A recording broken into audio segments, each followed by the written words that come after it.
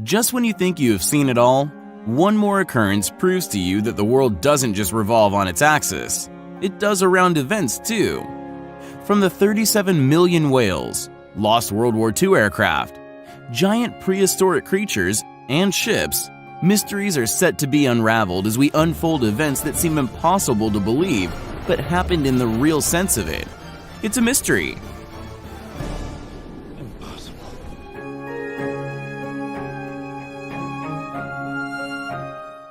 Prehistoric discoveries often seem to appear inaccessible and extinct. However, tales surrounding this will undoubtedly change at the sight of the 37 million years whales in the Sahara Desert. The prehistoric whale is on the verge of becoming the principal ancestors of whales.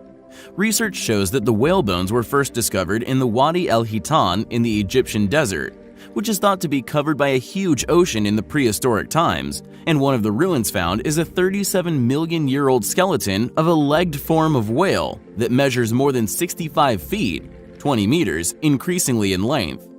The old skeleton contains fossils of which is presently in oblivion, as researchers in the Sahara Desert have recently excavated huge numbers of fossil remains.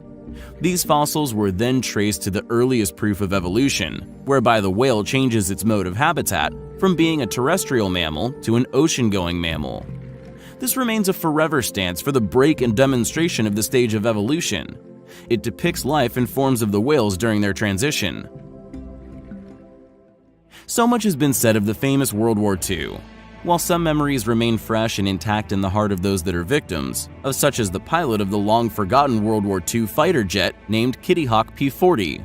It was a mayday for an altruistic pilot, Dennis Copping, who was forced to crash land the Kitty Hawk P-40 in the early hours of June 28, 1942 in the Sahara Desert. One would have expected a total wash-off of memories of the jet with time, but mystery does take its course, as the reverse is the case. For the 70 years of oblivion which swallowed the Kitty Hawks and its pilot's fate, the 2012 discovery washed off the sand of memories. The Polish oil exploration workers came across the well-preserved World War II P-40 Kitty Hawk in the Egyptian Sahara Desert. The mystery remains that when it was found, most of its instruments were presumably intact. Its guns and ammunition were still intact, although the Egyptian military removed it for safety. It apparently revealed that the Kitty Hawk P-40 is not a norm, but rather a rare and uncommon amongst others.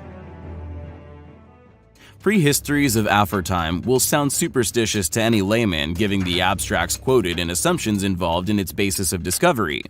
But this will surely be a fallacy of hasty generalization if you have neither read nor heard of the giant pelican-like bird. Paleontologists have it in records that the fossil's remains of the giant-like bird found in the Peru's Inca Desert is dated as far back as 30 millions of years. According to findings done by researchers, it is said that the bird resembled a giant pelican that stood more than 2 meters tall, dating from the Oligocene epoch. Meanwhile, the Oligocene spanned above 40 million years to 23 million years before the present age, as it marks the extinction of numerous species. However, the fossils presumably retained remnants of skin.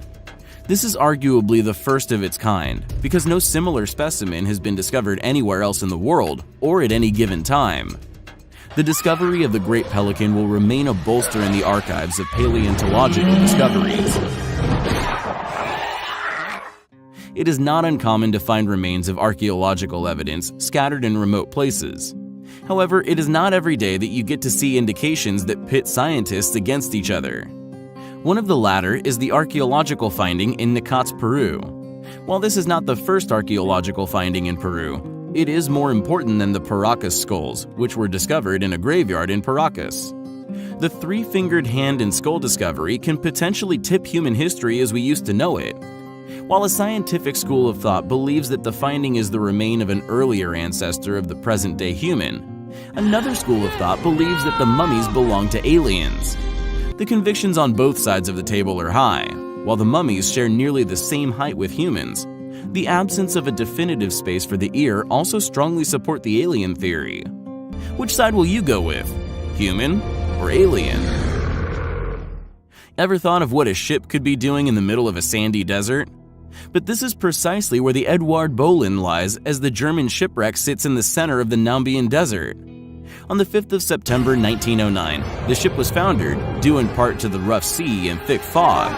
It is not so surprising that today the shipwreck lies 400 meters away from the coast, and ever since 1909, the desert encroachment rate in Nambia has been staggering.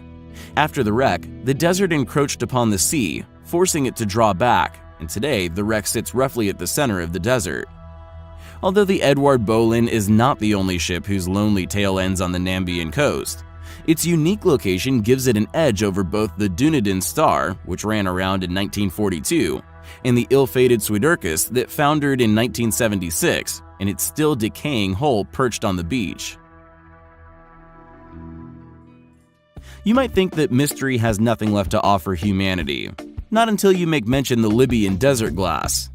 A mysterious piece of metal of a golden yellow color dated about 26 million years ago is a mystery to unfold. Tales have it that it must have formed as a result of nuclear explosions, alien activities, etc.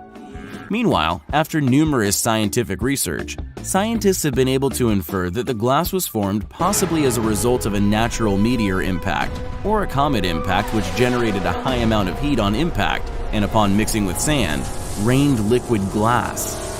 However, due to its trinitite form, many believe still that it is a product of radiative melting from a meteoric aerial burst. On the other hand, the Libyan desert glass is already a material used in the production of jewels, mostly Egyptian ancient jewels. And a typical example is a Tutankhamun pendant, of which it is the yellow-green scarab found at the heart of the pendant. Why would a company that used to be responsible for 80% of the world gaming revenue struggle to make ends meet just years later? Assuming I know the answer to that, but why would the same company decide to bury all the remaining console left in its stock? That is still a mystery. However, this exactly happened on September 26, 1983, when Atari buried about 7,000 different cartridges at a location in Mexico, for reasons best known to the company officials. After posting heavy losses following the making and failure of Extraterrestrial Game, the company decided to bury the past and move ahead. But like all secrets, daylight eventually caught up with it.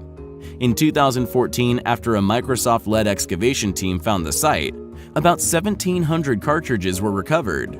Meanwhile, James Heller, the Atari manager at the period of the discovery, revealed that he had hitherto ordered the dump site to be covered in concrete. I bet we may never know the reason behind the dump.